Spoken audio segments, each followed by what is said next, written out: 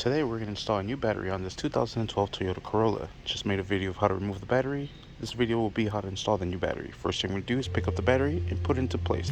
Next we'll connect positive terminal and the negative terminal as well. Secure the positive, then the negative. Alright, next what we're going to do is go ahead and put this little cover, put the battery bracket. This goes way down here.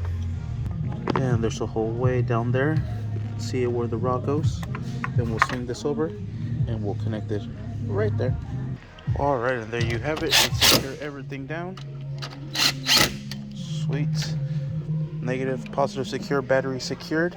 And that is it. And that is how you install a new battery on this 2012 Toyota Corolla. Let's give it a try. Make sure it fires up. Sweet.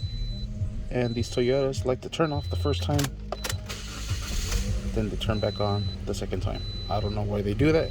They just do. Everything's ready to go. Thank you for watching. Please like and subscribe.